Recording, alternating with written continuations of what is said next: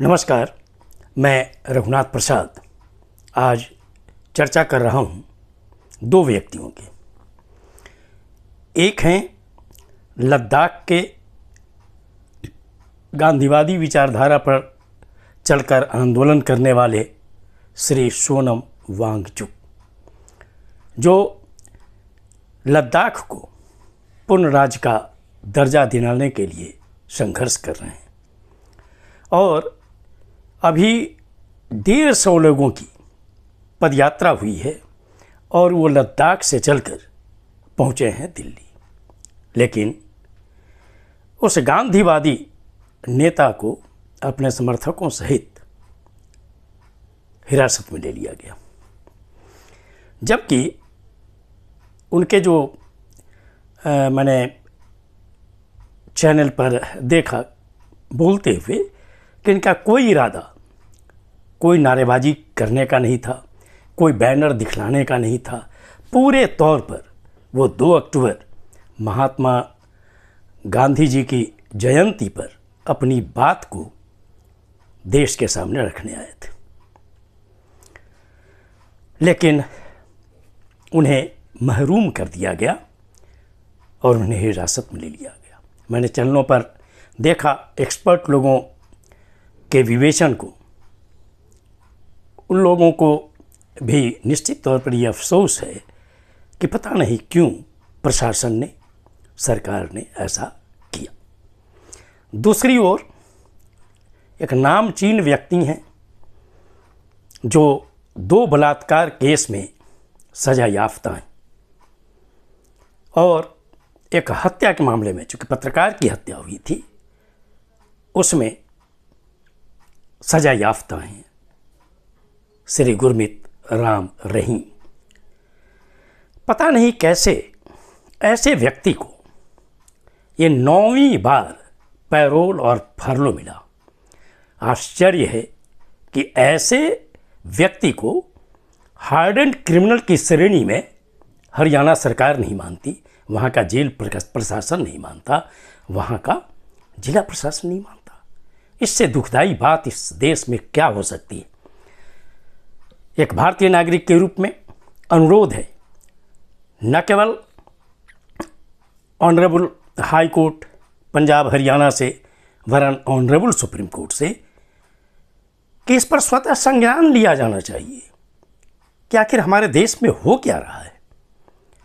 क्या बलात्कारी व्यक्ति, हत्यारा जो सजा याफ्ता है, 9 बार उसे पैरोल और फरलो दिया जा रहा है। क्या तकनीकी आधार बनाए जा रहे हैं।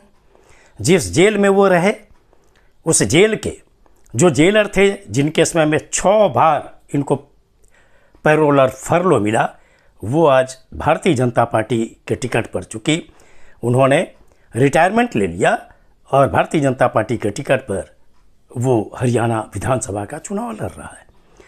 और जैसा कि हम सभी जानते हैं कि गुरमीत राम रहीम के आज भी इस देश में अफसोस है उनके शिष्यों पर कि वैसे शिष्य ऐसे व्यक्ति के कैसी उनकी आराधना करते हैं, कैसे उनकी पूजा करते हैं। और हमारे बहुत से राजनीतिक लोग हैं कि वे लोग भी जाकर उनका आशीर्वाद प्राप्त करते हैं। आखिर इस देश की जनता को आप क्या संदेश देना चाह रहे हैं।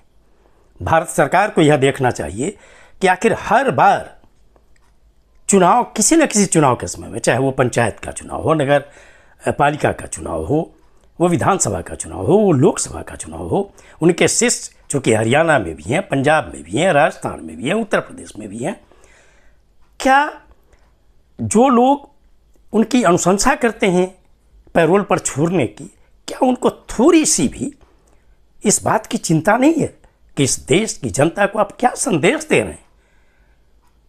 और कैसे भारतीय जनता पार्टी की जो सरकार है वहाँ कैसे इस तरह का बार बार एक्ट कर रही है। और तब वो भारतीय जनता पार्टी कहती है कि हमारा चाल चरित्र चेहरा अन्य दलों से अलग है।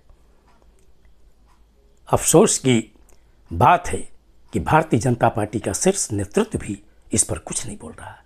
इस पर हमें यह खुशी है कि कम से कम कांग्रेस पार्टी आगे आई और उसने भारत निर्वाचन आयोग में आपत्ति जाहिर की है और कोर्ट में केस भी किया है।